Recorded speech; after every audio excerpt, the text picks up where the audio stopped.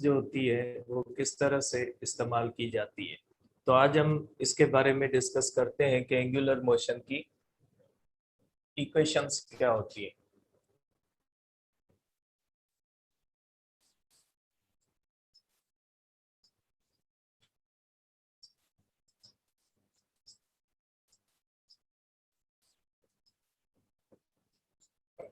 ठीक है कि एंगुलर मोशन की इक्वेशंस क्या होती है।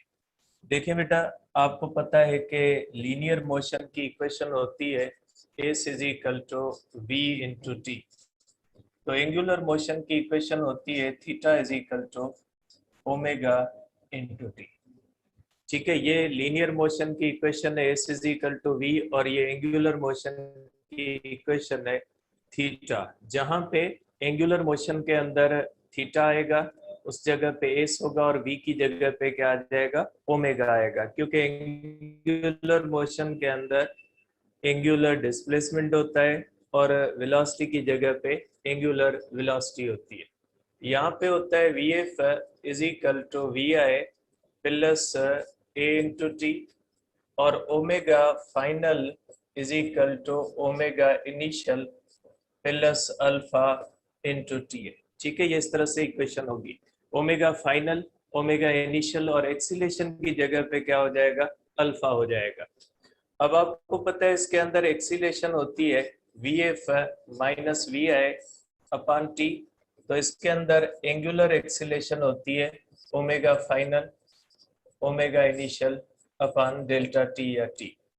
ठीक है, और इसके अंदर इक्वेशन होती है S is equal to we I T plus 1/2 A T square, और इसके अंदर होती है theta is equal to omega initial into time plus 1/2 alpha into T square. यहाँ पे होता है we F square minus V I square is equal to 2as, या ये हो जाएगा omega final square minus omega initial square is equal to 2 alpha into theta. ठीक है, तो ये इक्वेशंस हैं, इनको आप इस तरह से जो है वो डिस्कस कर सकते हैं या इस तरह से आप इनको देख सकते हैं। अब दूसरा, कभी कभी इसमें ये होता है कि नंबर ऑफ रिवॉल्यूशन या नंबर ऑफ रोटेशन जो है वो फाइंड करना होता है। जब नंबर ऑफ रोटेशन फाइंड करना होता है तो उसका फार्मूला ये होता है इसके अंदर, अगर नंबर ऑफ रोटेशन फाइंड करना हो, जैसे क्वेश्चन होते हैं ना कि एक सीडी है या कोई भी बॉडी है वो रोटेट कर रही है, इतनी इनिशियल वेलोसिटी से रोटेट कर रही है और ये इतने टाइम के बाद रुक जाती है, तो कितने रोटेशन के बाद रुक जाती है, तो नंबर ऑफ रोटेशन हो जाएंगे total angular displacement theta upon 2 पाई हो जाएगा। क्योंकि एक रोटेशन के अंदर कितना एंगुलर डिस्प्लेसमेंट होता है, 2 पाई। कोई भी बॉडी कितना एंगुलर डिस्प्लेसमेंट करती है उस एंगुलर डिस्प्लेसमेंट को निकाल के डिवाइडेड बाय आप 2 पाई करेंगे तो आपके पास ये आ जाएगा नंबर ऑफ रोटेशन आपको मिल जाएगा। ठीक है, या अगर लीनियर डिस्टेंस के हिसाब से करें तो एस अपॉन 2 पाई आर हो जाएगा। ठीक है, नंबर ऑफ रोटेशन जो होता है, अगर इस तरह भी आप कर सकते हैं कि is equal to S upon 2 pi R, इस तरह भी कर सकते हैं। टोटल अर्क लेंथ, और एक रोटेशन की अर्क लेंथ कितनी होती है, 2 पाई आर सरकमफेरेंस के बराबर होती है। तो इस हिसाब से ये फार्मूले आप इसके अंदर इस्तेमाल कर सकते हैं।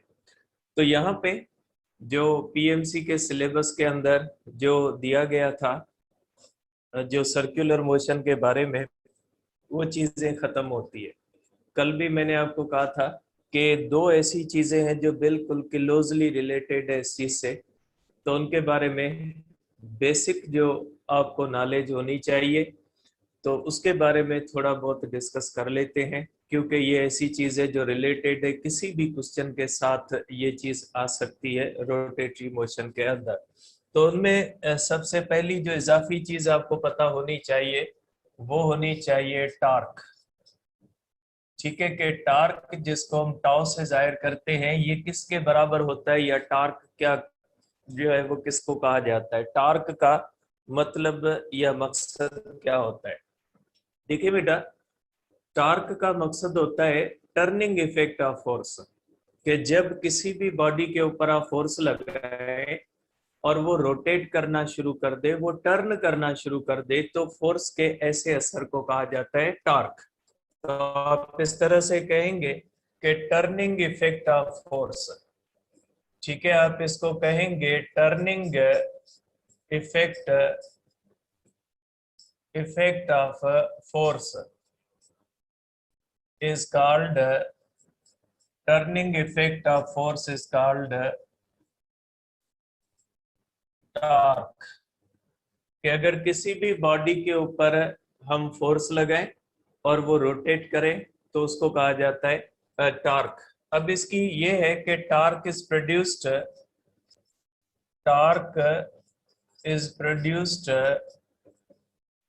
Due to tangential force. Torque हमेशा टेंजेंशियल फोर्स की वजह से पैदा होता है। आप कह सकते हैं centripetal force can never produce torque. Centripetal force कभी भी टॉर्क पैदा नहीं कर सकती। ठीक है, अब ये टॉर्क डिपेंड किस पे करता है, या इसका फिजिकल इंटरप्रिटेशन क्या होती है इसकी टॉर्क की। मैं सिंपली इसको ले रहा हूं, ज्यादा डीप में नहीं जाऊंगा इसके अंदर, सिर्फ बेसिक्स जो है वो इसकी आपको बता देता हूं।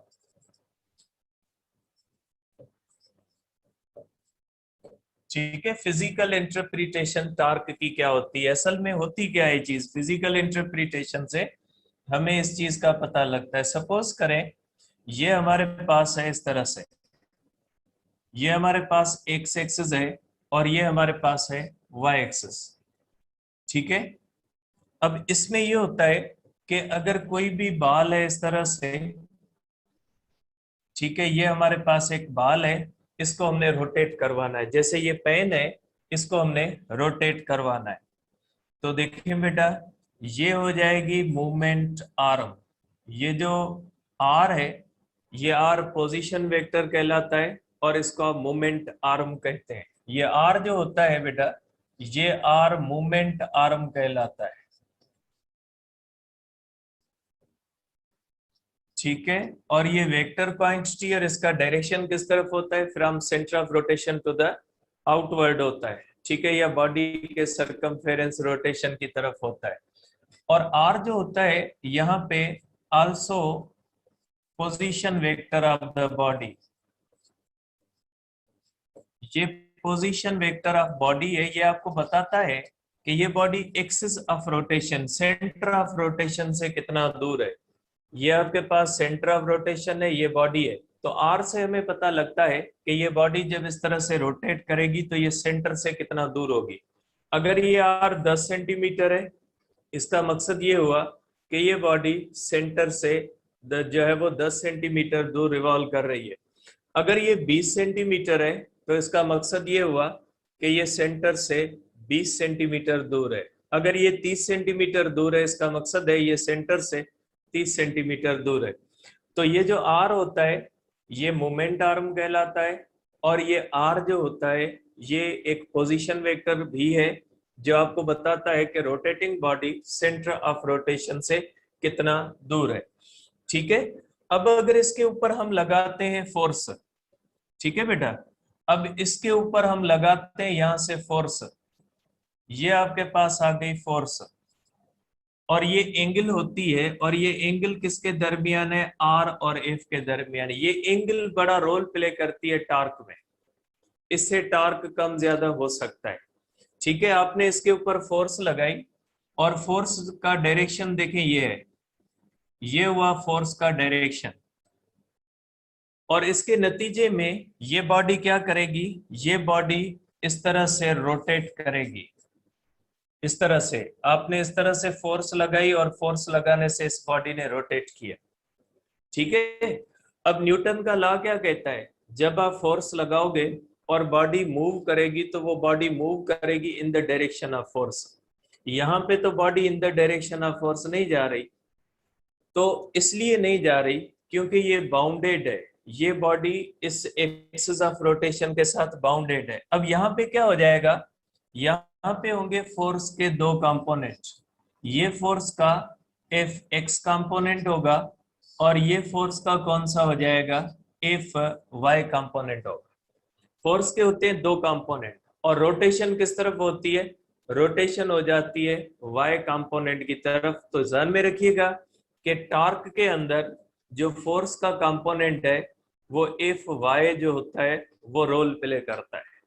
ठीक है, तो टॉर्क जो प्रोड्यूस होता है, टॉर्क जो प्रोड्यूस होता है वो टॉर्क प्रोड्यूस होता है due to the F Y. तो आप कहोगे कि torque is produced, torque is produced due to F y, ठीक है, जबकि if x cannot rotate body, if x can pull body, F x body को पुल तो कर सकता है, खींच तो सकता है, लेकिन रोटेट नहीं कर सकता। रोटेट कौन करवाता है, रोटेट करवाता है एफ वाई। अब हम लेते हैं इसका फार्मूला। तो देखिए बेटा, अब इसका फार्मूला देखते हैं कि इसका फार्मूला क्या होता है। ठीक है, इसका फार्मूला होता है टॉर्क का, torque is equal to R cross F Y. बेटा एफ वाई मैंने क्यों लिखा है, क्योंकि टॉर्क जो होता है वो दो चीजों पे डिपेंड करता है। अगर मूवमेंट आर्म बड़ी होगी तो भी टॉर्क ज्यादा होगा, और फोर्स का वाई कंपोनेंट अगर ज्यादा होगा तो भी टॉर्क ज्यादा होगा। जैसे ये होता है ना, फॉर एग्जांपल ये एक रॉड है, अगर मैं यहाँ पे फोर्स लगाऊंगा तो ये देखें मूवमेंट आर्म छोटी होगी और कम टॉर्क पैदा होगा। अगर मैं यहाँ पे लगाऊंगा तो मूवमेंट आर्म बड़ी होगी और टॉर्क ज्यादा होगा। जैसे दरवाजा डोर होता है, डोर को जब ओपन करते हैं ना, तो ये डोर जो होता है इसको ओपन करते वक्त आपने ये नोट किया होगा कि जितनी फोर्स आप हिंजेस के करीब लगाओगे तो डोर को बंद करना उतना मुश्किल होता है। अगर आप एंड के ऊपर फोर्स लगाओगे तो थोड़ी फोर्स से खुल जाएगा या बंद हो जाएगा, लेकिन वही फोर्स अगर आप हिंजेस के करीब रखोगे तो आपको ज्यादा फोर्स लगानी पड़ेगी। तो टॉर्क किस पे डिपेंड करता है, टॉर्क डिपेंड करता है क्या पोजीशन फोर्स कहाँ पे लगाते हो। जहां पे आप फोर्स लगाओगे, अगर मोमेंट आर्म ज्यादा रखोगे तो टॉर्क ज्यादा पैदा होगा, मोमेंट आर्म कम रखोगे तो टॉर्क कम पैदा होगा। तो आप इसका मैग्नीट्यूड निकाल सकते हैं टॉर्क का, is equal to R F sine theta. ठीक है, ये हमारे पास टॉर्क का फार्मूला आ जाता है, और ये टॉर्क का फार्मूला होता है torque is equal to R F sine theta. ठीक है, तो जो टॉर्क पैदा होता है वो तीन चीजों पे डिपेंड करता है। कौन सी चीजों पे बेटा, मैं इसको सिंपली ले रहा हूं, ज्यादा डिटेल्स नहीं ले रहे, सिंपली जस्ट मोटी मोटी बातें आपके माइंड में होनी चाहिए। टॉर्क डिपेंड्स अपॉन, बेटा टॉर्क किस पे डिपेंड करता है, टॉर्क जो होता है वो डिपेंड करता है फर्स्ट मैग्नीट्यूड ऑफ फोर्स पे। ये टॉर्क जो होता है ये किसके ऊपर डिपेंड करता है, मैग्नीट्यूड ऑफ फोर्स पे डिपेंड करता है। दूसरा किस पे डिपेंड करता है, लेंथ ऑफ मूवमेंट आर्म। और तीसरा किस पे डिपेंड करता है, angle between r and f. इन तीनों के ऊपर डिपेंड करता है, और ये क्रॉस प्रोडक्ट है। ठीक है, आप कह सकते हैं कि ये क्रॉस प्रोडक्ट है, और क्रॉस प्रोडक्ट किसके दरमियान है, ठीक है, ये क्रॉस प्रोडक्ट है किसके दरमियान है, आर के और एफ के दरमियान क्रॉस प्रोडक्ट है। ठीक है, तो ये तीन चीजों पे डिपेंड करता है। आप कह सकते हैं टॉर्क मैक्सिमम क्रॉस प्रोडक्ट है, तो मैक्सिमम तब होता है जब theta is equal to 90 degree होती है, और जीरो तब होता है जब थीटा इज इक्वल टू 0 और 180 डिग्री। अगर 90 डिग्री रखेंगे जैसे अभी मैंने टार मैक्सिमम, लेकिन अगर 0 या 180 डिग्री रखेंगे तो टार क्या हो जाएगा, मिनिमम होगा। ठीक है, एक और बहुत ही इंपॉर्टेंट पॉइंट है इसकी, टार्क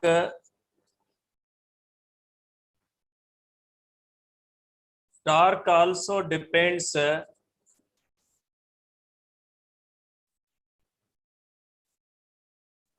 position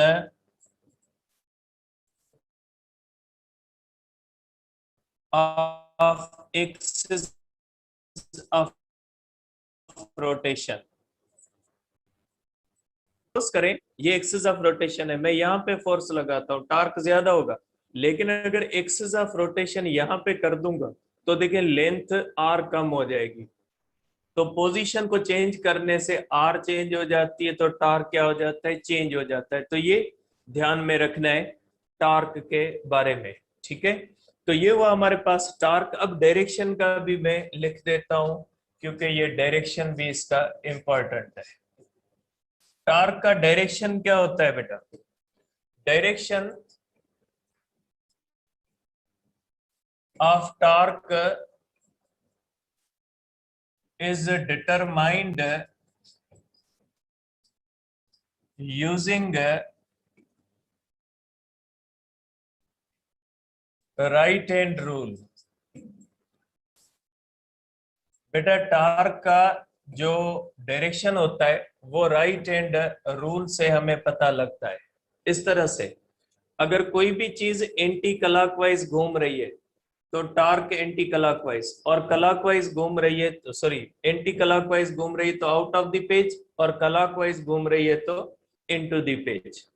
ठीक है, और जो एंटी क्लॉकवाइज टार्क होता है उसको कन्वेंशनली पॉजिटिव लिया जाता है, जैसे फोर्स टुवर्ड्स राइट पॉजिटिव होती है, फोर्स टुवर्ड्स लेफ्ट नेगेटिव होती है। इसी तरह टार्क पॉजिटिव नेगेटिव होता है, और टार्क जो पॉजिटिव होता है वो एंटी क्लॉकवाइज टार्क पॉजिटिव होता है, और क्लॉकवाइज टार्क जो होता है वो नेगेटिव होता है।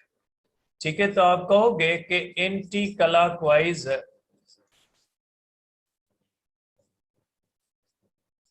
Torque is considered as negative, और क्लॉकवाइज टार्क जो होगा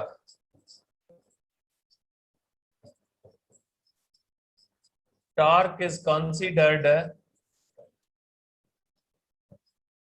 as positive। ठीक है, एंटी क्लॉकवाइज जो होता है, एक मिनट मैंने उल्टा लिखा है बेटा, एक मिनट, इसको हम कहेंगे एंटी क्लॉकवाइज जो होता है ये पॉजिटिव होता है। ठीक है, ये होगा पॉजिटिव, और ये जो होगा ये निगेटिव कंसीडर किया जाएगा। ठीक है, और टार्क जो होता है एक्सेल वेक्टर है, जिस तरह से एंगुलर वेलोसिटी और एंगुलर एक्सीलरेशन है, और directed along axis of rotation, क्योंकि एंगुलर क्वांटिटी है ये भी। ठीक है, ये अलोंग एक्सिस ऑफ रोटेशन इसका डायरेक्शन होता है। तो टार्क का डायरेक्शन भी माइंड में रखिएगा, और किससे हमें पता लगता है, राइट हैंड रूल से हमें पता लगता है। अब इससे भी जो इंपॉर्टेंट बात है वो ये है कि torque plays same role, torque plays same role in angular motion as force plays in linear motion।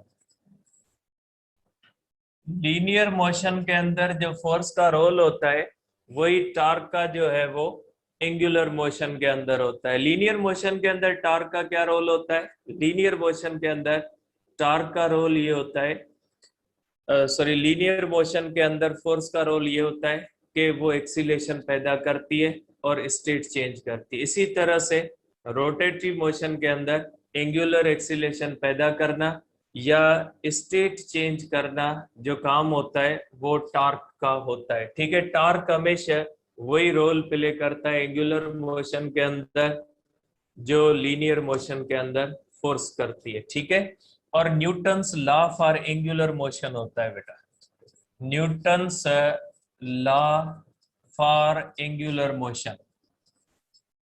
Angular motion के लिए न्यूटन का लॉ ये होता है बेटा, जैसे लीनियर मोशन के लिए F is equal to ma होता है, तो यहां पे होता है torque is equal to I alpha. ठीक है, मीन्स टॉर्क एंगुलर एक्सीलेशन जो होती है, एंगुलर एक्सीलेशन जो होती है ये डायरेक्टली प्रोपोर्शनल होती है टॉर्क के। ठीक है, अगर टॉर्क जीरो है तो एंगुलर एक्सीलेशन भी जीरो है। एंगुलर एक्सीलेशन किस वजह से पैदा होती है? टॉर्क से, क्योंकि ये न्यूटन का लॉ है। किसके लिए? एंगुलर मोशन के लिए। इसको कहा जाता है न्यूटन का law for angular motion, torque is equal to I alpha, where I जो होता है वो मूवमेंट ऑफ इनर्शिया होता है जिसकी वैल्यू mr स्क्वायर होती है। ठीक है, ये माइंड में रखिएगा, ये हमारे पास होता है टॉर्क। ठीक है, तो टॉर्क वही काम करता है एंगुलर मोशन के अंदर जो लीनियर मोशन के अंदर कौन करता है? फोर्स करता है। और टॉर्क हमेशा एंगुलर एक्सेलरेशन पैदा करता है। ठीक है, अगर टॉर्क होगा तो एंगुलर एक्सीलरेशन होगी और टॉर्क नहीं होगा तो एंगुलर एक्सीलरेशन नहीं होगी। तो आप कह सकते हैं कि torque can do work, torque work कर सकता है क्योंकि एंगुलर एक्सीलरेशन पैदा कर सकता है, तो एंगुलर काइनेटिक एनर्जी बढ़ा देगा। काइनेटिक एनर्जी जो चीज बढ़ाएगी वो वर्क करेगी। ठीक है, तो आप कहोगे कि टॉर्क जो होता है, torque can do work, torque can do work. और वर्क का फार्मूला होता है जैसे work is equal to force into displacement. यहां पे जो होता है, सॉरी ओमेगा आ गया, work is equal to force into displacement, तो यहाँ पे वर्क होता है is equal to torque into delta theta, ये होता है। ठीक है, और पावर का फार्मूला होता है power is equal to force into velocity, यहाँ पे पावर का फार्मूला होता है टॉर्क इनटू एंगुलर वेलोसिटी। ये चीजें थोड़ी अंदर डीप की है, ध्यान में रखिएगा। और एक बात और भी ध्यान में रखिएगा, uniform circular motion is not example of torque, torque is not example of uniform circular motion। circular motion centripetal की वजह से भी हो सकती है, लेकिन टार्क के अंदर यूनिफॉर्म नहीं होगी, तो सर्कुलर मोशन को टार्क का एग्जांपल नहीं कहेंगे, टार्क को सर्कुलर का नहीं कहेंगे। ठीक है, तो यहाँ पे अपना होता है टार्क कंप्लीट। इसके बाद हम मोटी मोटी पॉइंट्स करते हैं एंगुलर मोमेंटम की। एंगुलर मोमेंटम क्या होता है?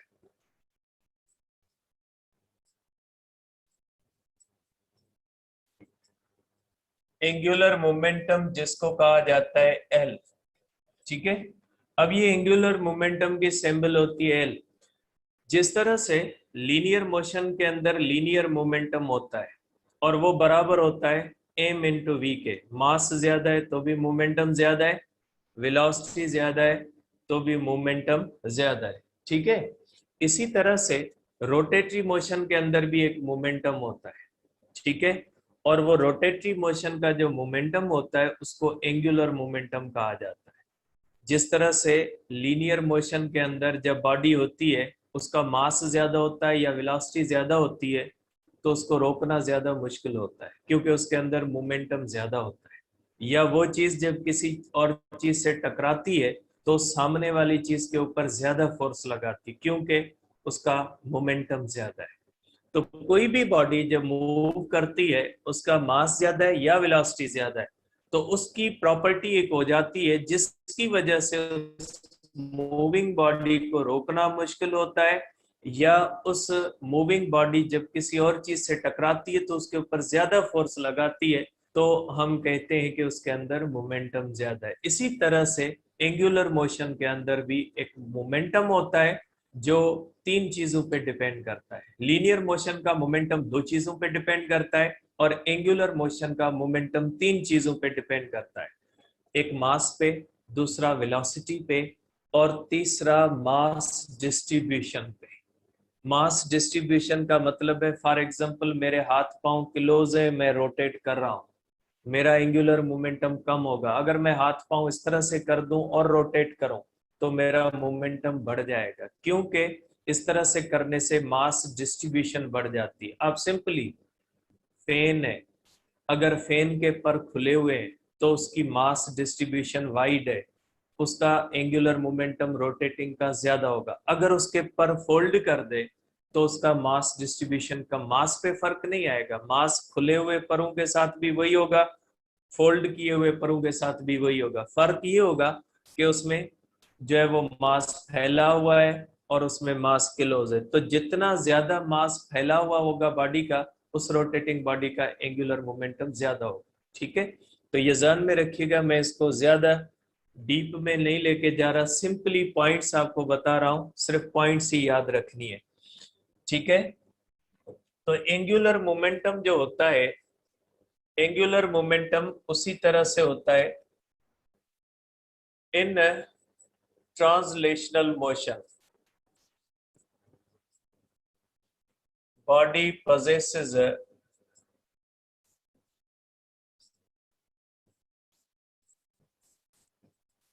linear momentum। ठीक है, इन, और ये डिपेंड करता है सिर्फ दो चीजों पे, मास पे और वेलोसिटी पे। In angular motion, in angular motion body possess angular momentum. Body के अंदर एंगुलर मोमेंटम होता है, ठीक है, और एंगुलर जो मोमेंटम होता है उसका फार्मूला होता है mvr। ठीक है, which depends upon, ठीक है, which depends upon, किसके ऊपर डिपेंड करता है? एक डिपेंड करता है मास पे, दूसरा डिपेंड करता है वेलोसिटी पे, तीसरा डिपेंड करता है mass distribution. Radius means mass distribution, radius बड़ा है, मास डिस्ट्रीब्यूशन वाइड है, रेडियस छोटा है, मास डिस्ट्रीब्यूशन किलोस है। ठीक है, तो जैसे आप रोटी बनाते हैं आटा लेके, अगर उसको घुमाएं तो उसका एंगुलर मोमेंटम कम होगा, उसी आटे से रोटी बना के घुमाएं, उसका एंगुलर मोमेंटम ज्यादा होगा। ठीक है, क्यों? इसलिए कि रोटी के अंदर आटा तो वही है, लेकिन जब वो क्लोज होता है तो उसका आर छोटा होता है, जब रोटी बन जाती है तो आर क्या हो जाता है? बड़ा हो जाता है। ठीक है, तीन चीजों पे डिपेंड करता है एंगुलर मोमेंटम। ठीक है, और angular momentum only rotating bodies possess angular momentum। Angular momentum सिर्फ रोटेटिंग बॉडीज को होता है। ठीक है, रेस्ट वाली बॉडीज को एंगुलर मोमेंटम नहीं होता। अब एंगुलर मोमेंटम के बहुत सारे फार्मूले भी होते हैं। ठीक है, एंगुलर मोमेंटम होता है mvr, v होता है r omega, mr square omega, और mr स्क्वायर होता है मोमेंट ऑफ इनर्शिया I के बराबर। Therefore angular momentum is equal to I omega. ठीक है, और इसका डायरेक्शन, डायरेक्शन वही होगा, direction is same as of omega. जिस तरह से लीनियर मोमेंटम का डायरेक्शन वही होता है जो लीनियर वेलोसिटी का होता है, इसी तरह एंगुलर मोमेंटम का डायरेक्शन वही होता है जो एंगुलर वेलोसिटी का होता है। ठीक है, जो डायरेक्शन एंगुलर वेलोसिटी का होगा वही डायरेक्शन का किसका होगा? एंगुलर मोमेंटम का होगा। और एंगुलर मोमेंटम भी एक्सियल वेक्टर है।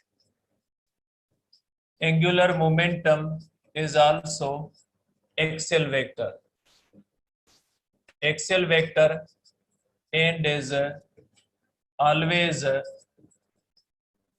along axis of rotation।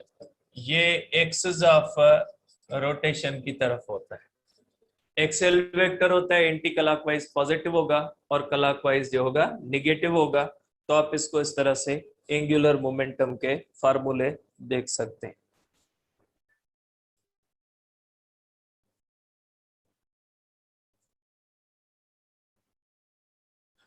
ठीक है, इसके और भी बहुत सारे फार्मूले आप बना सकते हैं इस बेसिक फार्मूला से। तो ये वो हमारे पास है एंगुलर मोमेंटम।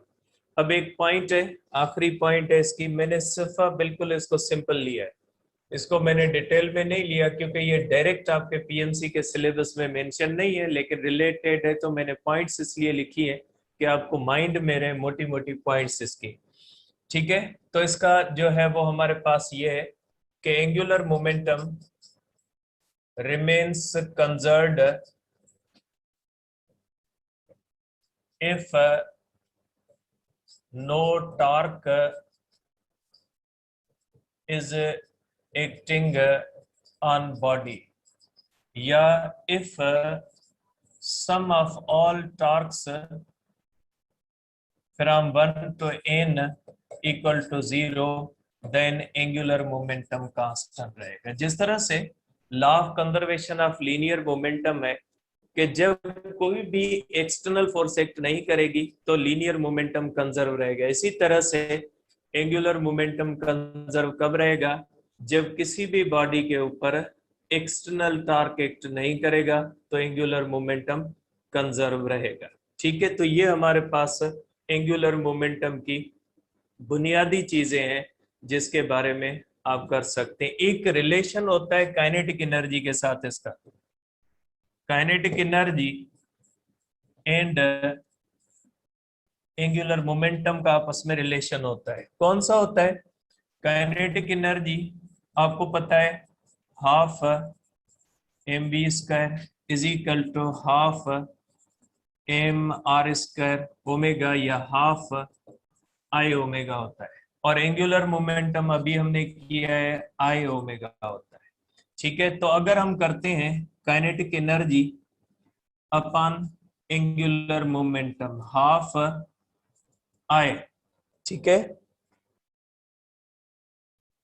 ओमेगा स्क्वायर होगा बेटा, क्योंकि v is equal to r है ना, तो ये हो जाएगा ओमेगा स्क्वायर। ठीक है, तो ये हो जाएगा i ओमेगा स्क्वायर अपॉन हो जाएगा i ओमेगा, ये हो जाएगा आपके पास ओमेगा ओमेगा में जाएगी ओमेगा अपॉन 2। तो इस तरह से ये रिलेशन ध्यान में रखिएगा।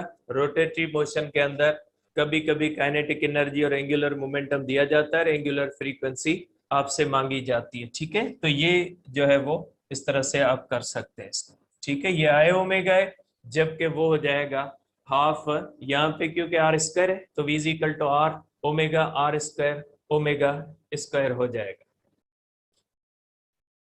एक मिनट, मैंने आर इजाफी लिखा है बेटा, मैंने यहाँ पे ये आर इजाफी लिखा है। ठीक है, तो ये हो जाएगा इस तरह से हाफ एम वी स्क्वायर और वी हो जाएगा आर ओमेगा स्क्वायर, तो आप इसको यहाँ पे भी स्क्वायर लगा दें। ठीक है, अब आपका फार्मूला सही है, तो ये काइनेटिक एनर्जी और एंगुलर मोमेंटम के दरमियान रिलेशन है। ठीक है, इसको ध्यान में रखिएगा कि एंगुलर मोमेंटम हर रोटेटिंग बॉडी के अंदर होता है, और ऐसा नहीं है कि यूनिफॉर्म सर्कुलर मोशन के अंदर भी एंगुलर मोमेंटम होता है, लेकिन वहां पे कंजर्व रहता है क्योंकि कोई भी टार्क उसके ऊपर एक्ट नहीं करता। ठीक है, क्योंकि आपको पता है कि जो जिस तरह से फोर्स होती है, rate of change of momentum is equal to force, इसी तरह से rate of change of angular momentum is equal to torque होता है। ठीक है, जो टॉर्क होता है वो होता है delta L upon delta T, force होती है delta P upon delta T, torque होता है delta L upon rate of change of angular momentum, torque होता है rate of change of linear momentum, force होता है। ये होता है ट्रांसलेशनल इम्पल्स, ये होता है angular impulse. Angular impulse change in angular momentum के बराबर होता है। ये बेसिक चीजें आपके माइंड में रहनी चाहिए। आखिरी बात है आज की, जो हमारे पास होती है moment of inertia. Moment of inertia भी, इसके फार्मूले नहीं याद करने बेटा, क्योंकि इसके फार्मूले बहुत ज्यादा बनते हैं, स्पेशली फेडरल और केपी के अंदर बहुत ज्यादा फार्मूले दिए गए, याद नहीं करने आपने, ठीक है। आपने सिंपली मोमेंट ऑफ इनर्शिया का कॉन्सेप्ट आपके पास होना चाहिए। इसको रोटेशनल इनर्शिया भी कहा जाता है। Moment of inertia is called rotational inertia. Inertia का कॉन्सेप्ट आपको है ट्रांसलेशनल मोशन के अंदर, कि जिस बॉडी का मास ज्यादा होता है उसके अंदर इनर्शिया ज्यादा होती है, और इनर्शिया ज्यादा होती है तो उसकी स्टेट चेंज करने के लिए ज्यादा फोर्स लगानी पड़ती है। ये है इनर्शिया का ट्रांसलेटरी मोशन के अंदर कॉन्सेप्ट। इसी तरह से रोटेटरी मोशन की भी इनर्शिया होती है, लेकिन रोटेशनल इनर्शिया मास और मास डिस्ट्रीब्यूशन दोनों पे डिपेंड करती है। अगर किसी बॉडी का मास ज्यादा है तो उसको रोटेट करवाना ज्यादा मुश्किल है। जैसे कोई बड़ा टायर है उसको रोटेट करवाना मुश्किल है एज कम्पेयर टू स्मॉल, जो छोटा टायर होता है उसको, क्योंकि उसका मास कम होता है। और अगर किसी भी चीज की मास डिस्ट्रीब्यूशन वाइड है, वो फैली हुई है, तो उसको रोटेट करवाना, जैसे रोटी का मैंने एग्जांपल दिया, रोटी के अंदर आटा वही होता है, जब आटा किलोज होता है तो उसको रोटेट करवाना आसान है, जब रोटी बन जाती है तो मास वही है, लेकिन मास डिस्ट्रीब्यूशन फैल जाती है ना, फिर उसको भी रोटेट करवाना ज्यादा मुश्किल होता है। तो रोटेशनल इनर्शिया होती है। रोटेशनल इनर्शिया का मकसद है कि किसी भी चीज को रोटेट करवाने के लिए आपको ज्यादा, उसकी स्टेट चेंज करने के लिए आपको ज्यादा टार्क लगाना पड़ेगा या कम टार्क लगाना पड़ेगा, उसका पता लगता है मोमेंट ऑफ इनर्शिया से। जैसे ट्रांसलेटरी मोशन के अंदर किसी बॉडी के अंदर मास ज्यादा है तो उसकी स्टेट चेंज करने के लिए ज्यादा अनबैलेंस्ड फोर्स लगानी पड़ेगी। इसी तरह से किसी भी बॉडी का अगर मास ज्यादा है, मास डिस्ट्रीब्यूशन ज्यादा है, तो उसको एंगुलर मोशन के अंदर उसकी स्टेट चेंज करने के लिए ज्यादा टार्क लगाना पड़ेगा, ठीक है। तो ये हो जाती है rotational inertia. Depends upon two factors, depends upon, एक डिपेंड करती है मास पे और दूसरी डिपेंड करती है मास डिस्ट्रीब्यूशन पे। एक मास पे डिपेंड करती है, मास डिस्ट्रीब्यूशन पे, और इसको कहा जाता है एम आर स्क्वायर, और इसका यूनिट जो होता है, ठीक है, वो होता है किलोग्राम मीटर स्क्वायर, ठीक है। तो ये हमारे पास है, और ये वही रोल प्ले करती है moment of inertia. Moment of inertia plays same role in angular motion as mass plays in linear motion। जैसे मास लीनियर मोशन के अंदर इनर्शिया वाला रोल प्ले करता है, एंगुलर मोशन के अंदर कौन प्ले करता है, मूवमेंट ऑफ इनर्शिया प्ले करती है। तो बेटा ये आपकी रोटेशनल मोशन जो होती है यहाँ पे कंप्लीट होती है, ठीक है। यहाँ पे चैप्टर 5 के अंदर ये चीजें हैं, डायरेक्ट पीएमसी के सिलेबस के अंदर इंक्लूड नहीं है, लेकिन सर्कुलर मोशन से क्लोजली रिलेटेड है। और सर्कुलर मोशन के क्वेश्चन बगैर एंगुलर मोमेंटम और टार्क के मुझे नहीं लगता कि कंप्लीट हो सकते हैं, इसलिए मैंने बेसिक्स आपको बता दिए। डिटेल तो बहुत बड़ी बनती है इन चीजों की, और जिस टाइम के अंदर 30 मिनट्स के अंदर मैंने कंप्लीट किए, ये 30 मिनट जैसे टॉपिक नहीं है, लेकिन जस्ट मैंने आपको इसकी पॉइंट्स बताइए, क्योंकि ये डायरेक्ट आपके सिलेबस के अंदर मौजूद नहीं है। जस्ट सिंपल सा कॉन्सेप्ट आपके माइंड में होना चाहिए कि ये चीज क्या है। अगर किसी भी क्वेश्चन के अंदर कोई ऐसी चीज आ जाती है जो इन चीजों से रिलेटेड है, तो वो एमसीक्यू समझना आपके लिए आसान रहेगा, ठीक है। अब इसके बाद एक जो है वो दो करते हैं लॉजिकल रीजनिंग के क्वेश्चन, जो लॉजिकल